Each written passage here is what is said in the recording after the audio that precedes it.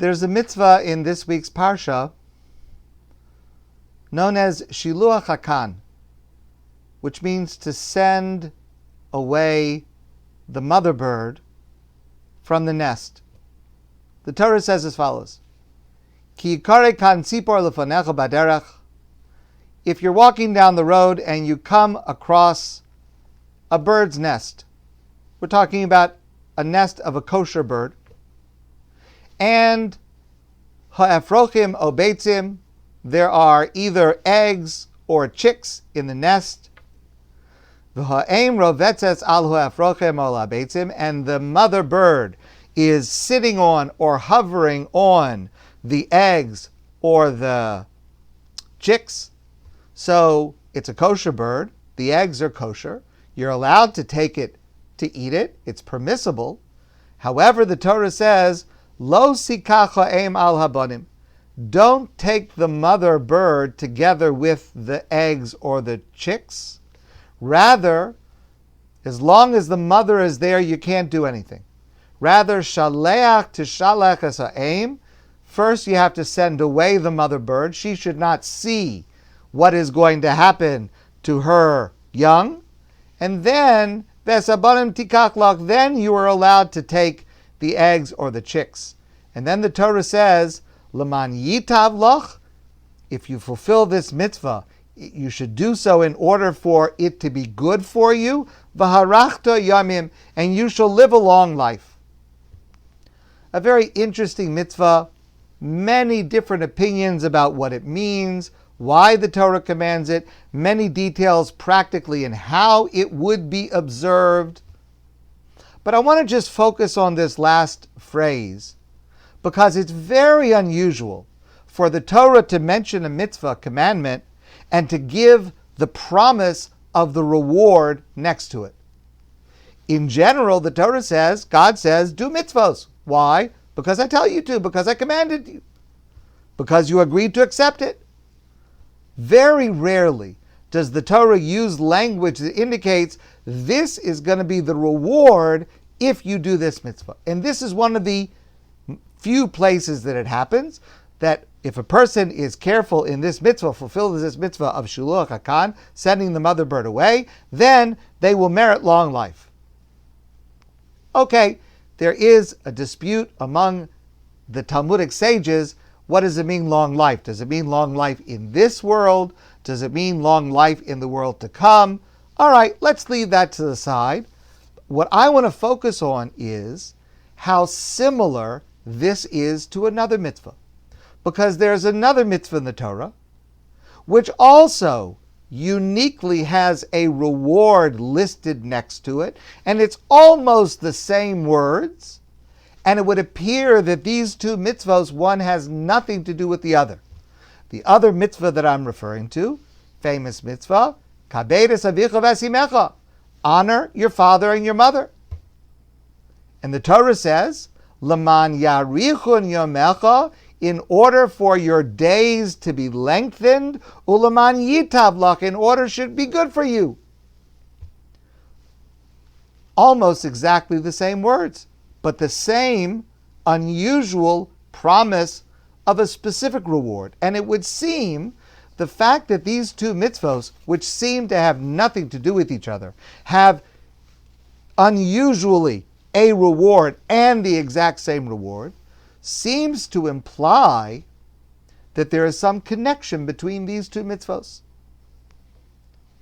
So I'd like to share with you the approach very briefly that's presented by Rabbi Zalman Sorotzkin, and he explains that actually these two mitzvahs are connected in a very deep and essential way. Let me explain it to you in the following way. I can remember when my children were young, and I can remember holding one of my babies, and of course, if you're a parent, you know what parents do for a child. We stay up all night. We do everything to help them. We help them before we help ourselves. We do anything to defend them, to protect them. A parent knows we would do anything for our children, and we do anything for our children. Children never know. My baby child will never know what I went through, my wife went through, the sleepless nights, the difficulty, the agony, the worrying, the pain. And child will grow up and just assumes, yeah, hopefully a happy child doing well, but a child will never know, will never realize how much its parent, his or her parent, did for him or her, because the child never saw it. Maybe when the child grows up and has a child of his or her own, and they see what they do for their child, maybe if they have the insight, they will recognize, oh my goodness, that's what my parents did for me when I was a baby, what I'm now doing for my parents. I never realized what parents do for a child. And maybe not even then. But there is another way to see what your parents did for you. And that is to fulfill the mitzvah of Shiluach HaKan. Now listen to this explanation. It's brilliant. Rabbi Sorotskin says, let's imagine this scenario. You have a nest with eggs or chicks, and the eggs or chicks are vulnerable. Anybody could come along, a predator, like a human being or some other predator, and take them. And the predator is much stronger, certainly than the eggs or the chick, and even than the mother bird. What is a bird going to do? A little bird, a kosher bird, it's not a strong thing. The mother bird sees a predator approaching, a human being. The mother bird knows that there is no way that she is going to be able to successfully protect her children, her young, from this predator. There's no physical way. The logical thing would be for the mother bird to fly away. At least the mother bird will be able to save herself. Maybe she'll have other chicks, other eggs in the future. But these are over. This is over. This is futile. This is gone. Might as well give up.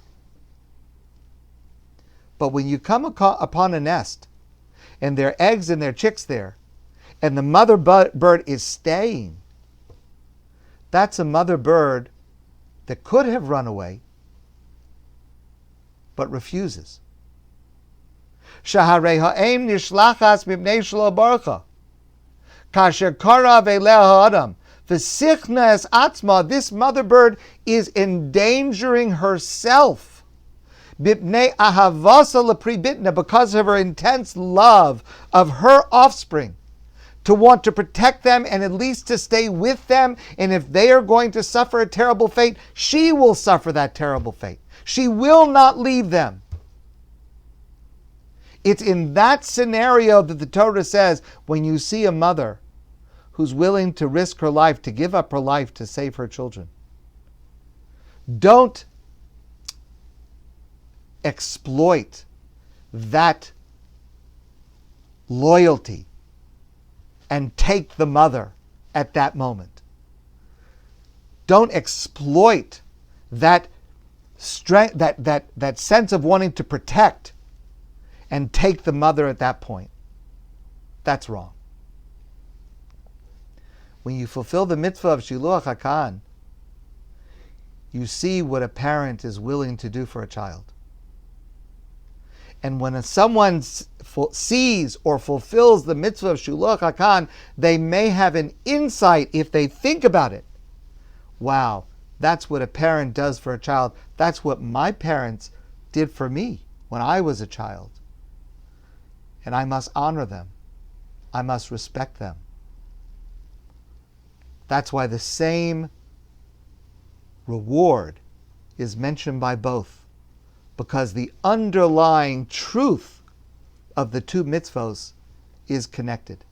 The Torah gives us the same reward, almost the same wording, in order that we should make the connection between the two, to be able to learn that lesson.